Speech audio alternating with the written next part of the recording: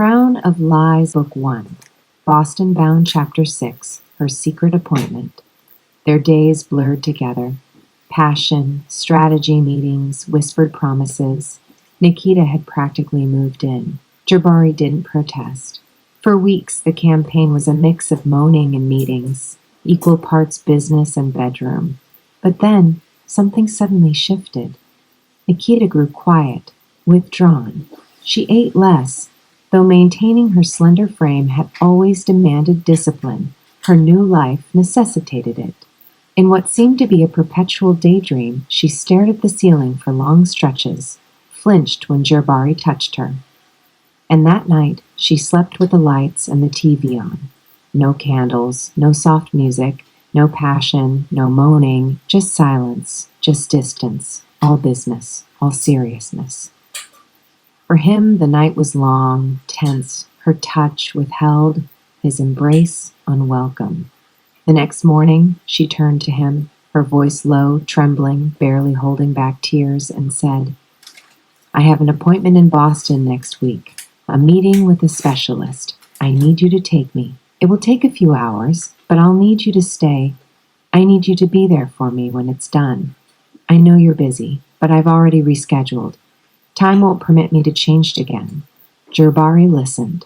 He didn't ask many questions. He assumed it was something personal, something private, maybe related to her mental health. He knew she'd been seeing a therapist virtually twice a week and figured this was simply an in-person follow-up. So he let her talk, saying nothing. Something about the way she spoke felt intimate, final. It left little room for discussion. And after all, they had only met a few months ago. He figured it had nothing to do with him, but he was still willing to support her in whatever way she needed. When she finished, he looked her in the eyes and said softly, "Of course, you know I aim to make you a better you. Whatever that takes, I'm here to help." He leaned in to hug her, but she leaned away, rolled over, and got out of bed, offering no explanation for rejecting his embrace. The sudden mood shifts were becoming more frequent. He had always been intrigued by her many personalities, how fluidly they moved between affection, strategy, and distance. But for the first time, Gerbari didn't feel curious. He felt confused, and as she walked away, an unfamiliar, uneasy feeling settled over him, quiet, cold, and hard to shake. Gerbari had debate prep and several meetings later that day. Nikita, always by his side to take notes and assist, always in attendance, was absent from the day's activities. She told him she would meet him for lunch, but never showed up. Her phone went straight to voicemail. Text messages went unanswered all day. Gerbari had to stay focused, so he moved through the day in perfect form, meeting the people where they were promoting, if elected, the promises of the changes to come. After the day's last meeting and no word from Nikita, Gerbari decided he would stop by the office to put in a little late-night work. Gerbari had debate prep and several meetings lined up that day. Nikita, usually right by his side taking notes and keeping him sharp, was absent. She told him she'd meet him for lunch, but never showed. Her phone went straight to voicemail. Texts went unanswered. He stayed composed. Campaigned with fire, wore the mask of a man in control, shaking hands and delivering promises about changes to come if elected. But by nightfall, after the final meeting, after the cameras turned away and the applause faded, he headed to the office. Not to work, to breathe. Briefcase on his shoulder, bottle of Hennessy in hand, he unlocked the front door. The office was dim, not pitch black, quiet, not silent. A warm golden light bled from beneath his private office door. A faint floral scent drifted toward him. Familiar. Haunting Gerbari was sure he hadn't left any lights on, but assumed it was that plug-in air freshener the intern gave him, shaped like the number 9, her little gift for his birthday. With the need to unwind, he kicked off his shoes in the volunteer lounge, loosened his tie on the couch, tapped the Hennessy, and poured a drink. He waited a moment, tried calling Nikita again. This time, it rang, but she didn't answer. He didn't leave a message. poured another drink, took another sip. He was about to call her back. Let her rest, he thought. She has that appointment tomorrow. He took another sip. Couldn't decide what to do, but something about the smell in the air gave him pause. Floral, soft, familiar. It reminded him of spring track season, running down Morris, turning on Sessions toward the Brown University Stadium. It tugged at a memory. He needed to be closer to this scent that lingered, like crushed petals in spring rain. It pulled him toward his office. The door was locked. Without hesitation, he unlocked it, opened it, stepped inside, and froze. There she was, Nikita, curled up on his leather couch, under several blue fleece blankets branded with his Serious About Change campaign slogan. Her head rested on the APOC throw pillow she'd given him. She wore nothing but his blue Leadership We Can Trust t-shirt, the same one he'd slept in the night before, that draped over her like a lover's whisper. The room was warm, dimly lit by candles burning his favorite scent. On the table, 2 empty flutes and an unopened bottle of wine. No music, just his own campaign speeches looping softly from her laptop, turned low enough to feel like a dream. He didn't go to her immediately. He didn't rush to her. He just watched. He just stood in the doorway, smirking, taking it all in. The meetings, questions, constituents, reporters, moderators, the stresses of the day fell away. There was only her, peaceful, sacred, waiting, sleeping peacefully. Her face soft and unguarded, her body curled like a secret only he knew how to read. She was safe, protected, unbothered. His private office had become her sanctuary, her escape. Her new favorite place, it had replaced the comfort of her bed. Their morning had been tense, cold, but here she was, wrapped in fleece and mystery. He moved slowly. The universe drew him closer to her. He stood over her, just watching her sleep. He could smell the sweetness of her womanhood penetrating the fleece, an intoxicating feminine odor that manly men can't resist. It clung to the fabric like a whisper. He hesitated. She'd been distant all day, pushing him away. Maybe she just needed rest. Maybe he should let her be. He reached for the laptop, swapped his speech for an LMI playlist. She moved but didn't wake. He leaned closer, the scent of her now stronger, pulling him in. He kissed her. First, her collarbone, then the hollow of her neck, her forehead. Finally, her lips, soft, lingering, her eyes opened, his closed. He kept his lips on hers. She didn't resist. She pulled him in. Their mouths melted into each other, slow, needy, familiar. Her arms locked around his neck, chest to chest, breath to breath. She kissed him deeper, tongue sliding into his mouth, gentle but hungry. He didn't resist. He welcomed it, met it, matched it, reciprocated. In one fluid motion, he lifted her off the couch. The blankets fell, the table slid. The candles snuffed out, but the music kept playing. Her legs wrapped around his waist. They didn't stop kissing as she tore open his shirt. Buttons scattered across the room like tossed pearls. One hand gripped his neck for balance. The other undid his belt. Her fingers slipped his belt free. She reached down, found the heat of his manhood. She felt him, throbbing beneath his gold silk briefs. Her feet never touched the floor. She was locked in. He tore the t-shirt from her body. She was naked. Of course she was. She'd planned this. She'd baited him, gone silent, gone missing, just so he'd come find her. Damsel in distress. Their lips parted for the first time. He lowered her just enough for momentum to help lift her up. He needed to taste her. Had to put his face exactly where the smell that pulled him in lingered. She straddled his face. Her thighs gripped his jaw. He kissed her softly, then again, then with his whole mouth. Her wetness greeting him before her body did. His tongue met her center. She moaned. A breathless, sacred sound. He licked, slurped, kissed. He worshipped her pussy. Never breaking contact, he stood, carrying her across the office with his mouth still between her legs, careful not to let a drop slip from his tongue. He devoured her, tongue to pearl tongue dancing. Her hips moved with him, riding his mouth like waves cresting the shore. She tasted like sin laced in honey, and Gerbari had a bad sweet tooth for Nikita. Never moving his face back, he could feel her water rising, ready for her to flood over. So he whispered, "Come on my face." She didn't. She reached down with her toe, slid off his briefs. She pulled back, breath quivering, looked in his eyes, wild, primal voice thick with desire. She said, "No, I want to come on your dick." His tie, the only thing she couldn't take off while they were kissing. But then, he's her dog, so she didn't care. She just grabbed it, wrapped it around her hand, and held it, as Gerbari slowly slid her down his body, making sure to leave a trail of juices until she slipped onto him. Slick and perfect, she gasped as he filled her.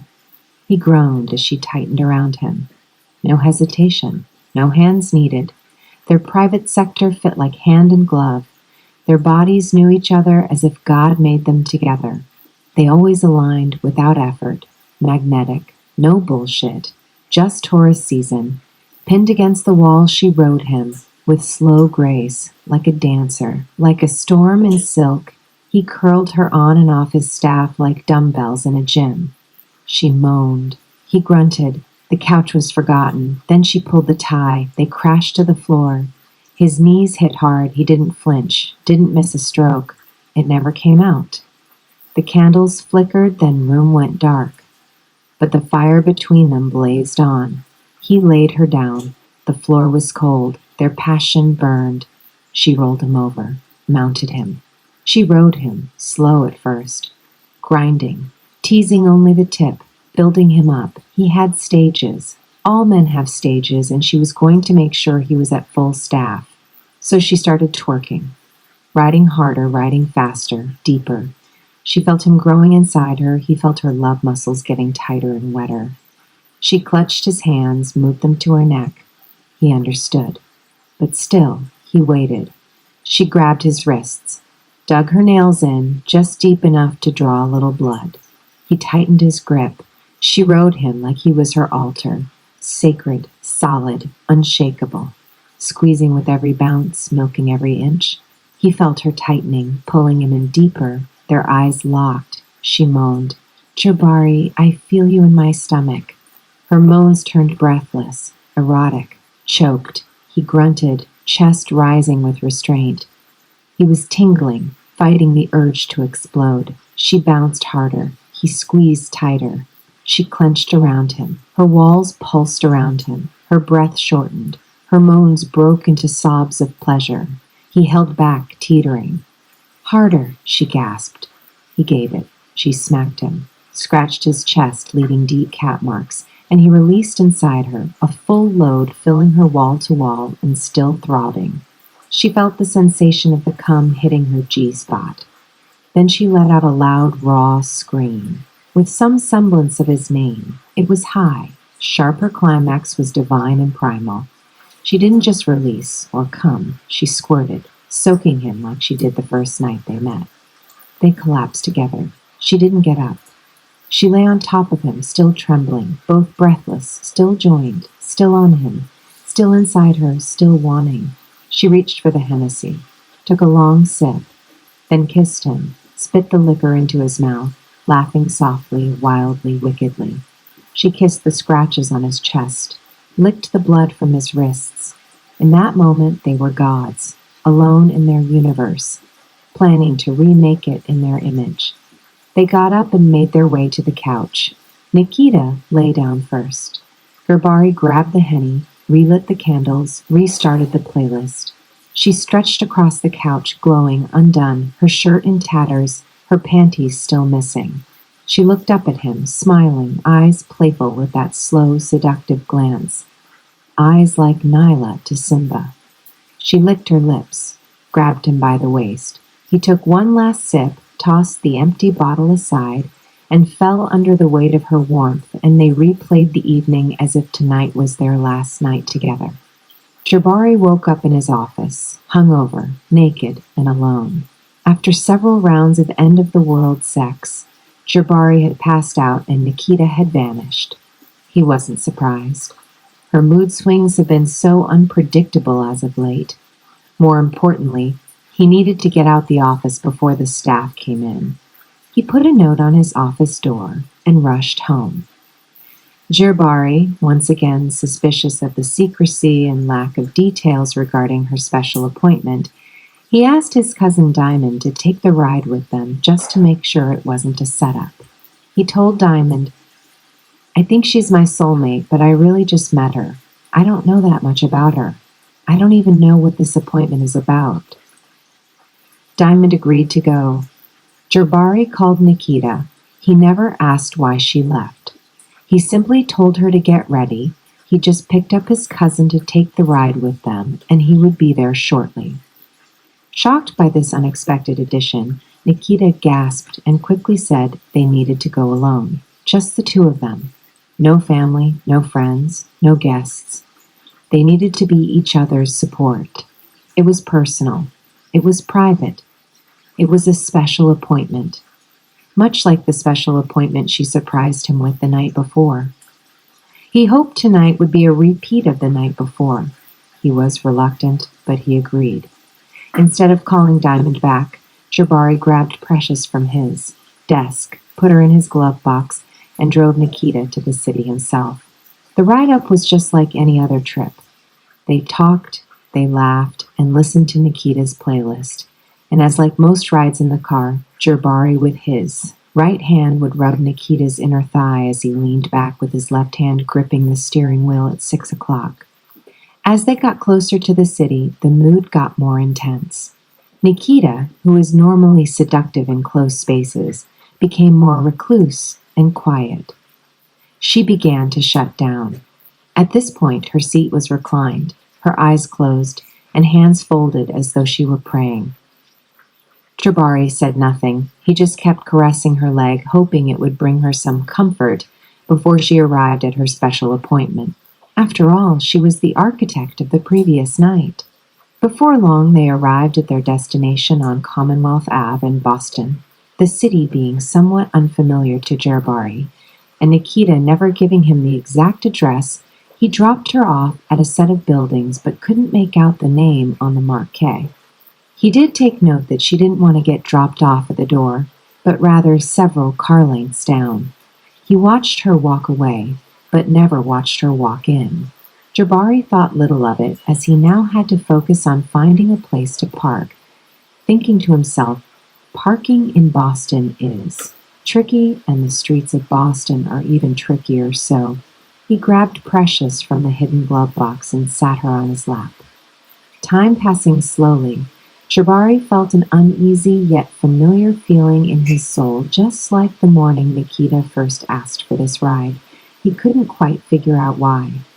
He felt like a part of him was being removed, ripped out from within.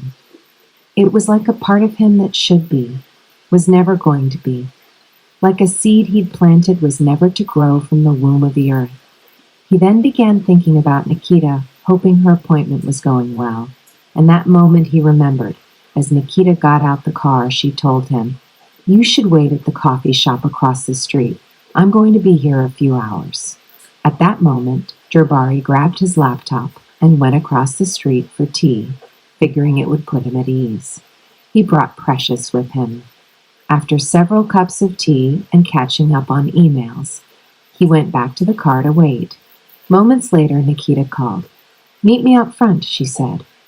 Gerbari replied, "Where? I didn't drop you at the door. I don't have the address." Still keeping the appointment discreet, she told him she'd meet him outside the coffee shop. As she approached, Gerbari noticed something off. Her walk had a slight lean, nothing like the smooth runway glide that was natural to her. The closer she got, the more it became clear she wasn't upright. There was no pride in her stride. She moved slow, sluggish. By the time she reached the car, she was silent, distant, drained. The short walk had left her breathless, her body heavy with a fatigue that didn't belong to a young, healthy woman. She moved like someone carrying the weight of 70 years. She was not the animal from only a few hours ago. Gerbari, eager to get home and spend some quality time together, had been excited to see her. He'd hoped to comfort her after her special appointment, but as they neared the highway, he reached for her leg. She flinched, like it was the first time he'd ever touched her. He tried again, thinking maybe he'd just startled her. This time, she didn't flinch. She didn't move at all. She just looked at him, and in that glance he knew the appointment had shaken her. So he kept his hands on the wheel, silent, as soft 90s Rand B drifted just above the whistle of wind slipping through the sunroof. His eyes focused on the road, but she remained in the corner of his vision, not just to make sure she was safe, but that she was comfortable, that she wasn't quietly unraveling from whatever had happened inside that building, from whatever was now weighing her down. He didn't want her to feel alone. Still, something about her silence chilled him. What did she do? Was she in pain? Was she pressured? Did she really have to go today? Did she change her mind too late? Why did she go in alone? Gerbari had so many questions, but he never asked. And she never offered. Nikita just stared out the window, motionless, like a racehorse with blinders, waiting for the gates to burst open at the Kentucky Derby. She didn't speak, not once. She didn't hum along or mouth the lyrics. It was as if she couldn't even hear the music. The entire ride home was wrapped in silence, dense, threaded with that same unwelcoming, uncomfortable, and unsettling feeling that had been haunting Gerbari's soul for weeks. Months later, during a screaming match in the kitchen, wine glasses rattling on the counter, he finally broke.